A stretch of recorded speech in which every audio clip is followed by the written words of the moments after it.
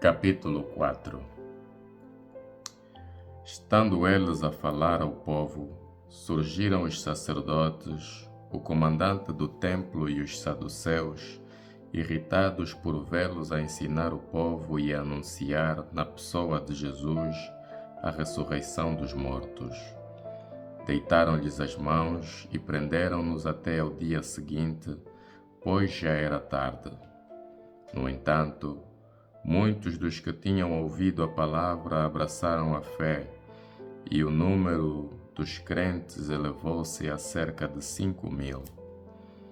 No dia seguinte, os chefes dos judeus, os anciãos e os escribas reuniram-se em Jerusalém com o sumo sacerdote Anás e ainda Caifás, João, Alexandre e todos os membros das famílias dos sumos sacerdotes.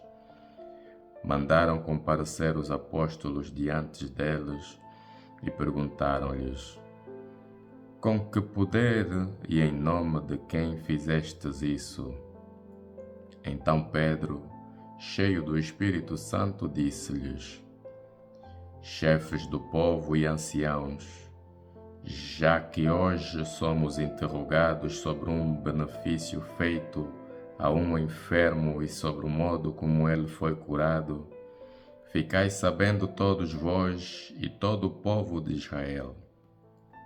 Em nome de Jesus Nazareno, que vós crucificastes e Deus ressuscitou dos mortos, é por ele que este homem se apresenta curado diante de vós.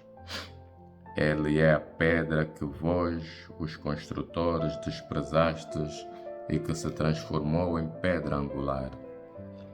E não há salvação em nenhum outro, pois não há debaixo do céu qualquer outro nome dado aos homens que nos possa salvar. Ao verem o desassombro de Pedro e de João, e percebendo que eram homens iliterados e plebeus, ficaram espantados.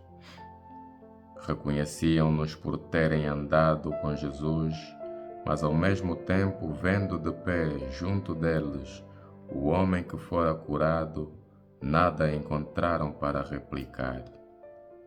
Mandaram-nos então sair de Sinédrio e começaram sozinhos a deliberar: que havemos de fazer a estes homens?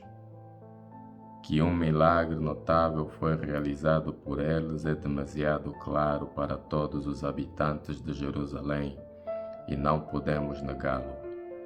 No entanto, para evitar que a notícia deste caso se espalhe ainda mais entre o povo, proibimos-los com ameaças de falar doravante a quem quer que seja nesse nome.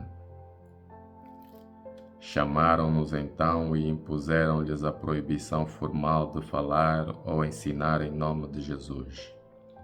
Mas Pedro e João retorquiram: julgai vós mesmos se é justo, diante de Deus, obedecer a vós primeiro do que a Deus. Quanto a nós, não podemos deixar de afirmar o que vimos e ouvimos. Eles então, com novas ameaças, mandaram-nos em liberdade, não encontrando maneira de os castigar por causa do povo, pois todos glorificavam a Deus pelo que tinha acontecido. O homem curado miraculosamente tinha mais de 40 anos. Logo que foram postos em liberdade, foram ter com os seus e contaram-lhes tudo quanto os sumos sacerdotes e os anciãos lhes tinham dito. Depois de tudo terem ouvido, ergueram a voz a Deus numa só alma e disseram: Senhor, Tu é que fizeste o céu, a terra, o mar e tudo o que neles se encontra. Tu disseste pelo Espírito Santo e pela boca do nosso pai Davi, teu servo: porque bramiram as nações e os povos formaram vãos projetos. Levantaram-se os reis da terra e os chefes coligaram-se contra o Senhor e contra o seu ungido.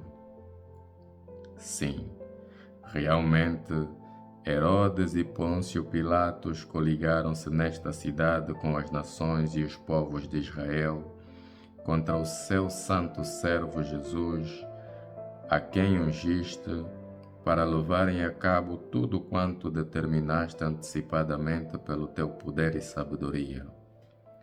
Agora, Senhor, tenha em conta as suas ameaças e concede aos seus servos, porém, anunciar a tua palavra com todo o desassombro, estendendo a tua mão para se operar em curas, milagres e prodígios, em nome do teu santo servo Jesus.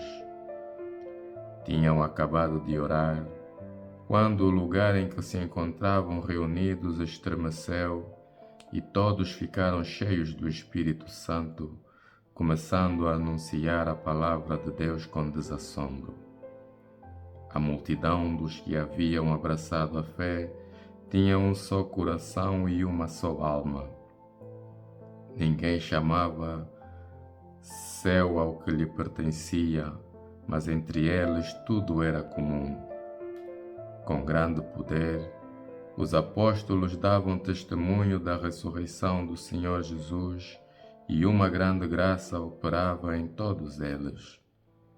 Entre eles não havia ninguém necessitado, pois todos os que possuíam terras ou casas vendiam-nas, traziam o produto da venda e depositavam-no aos pés dos apóstolos. Distribuía-se então a cada um conforme a necessidade que tivesse. Assim, um levita cipriota, de nome José, a quem os apóstolos chamavam Barnabé, isto é, filho da consolação, possuía uma terra. Vendeu-a e trouxe a importância que depositou aos pés dos apóstolos.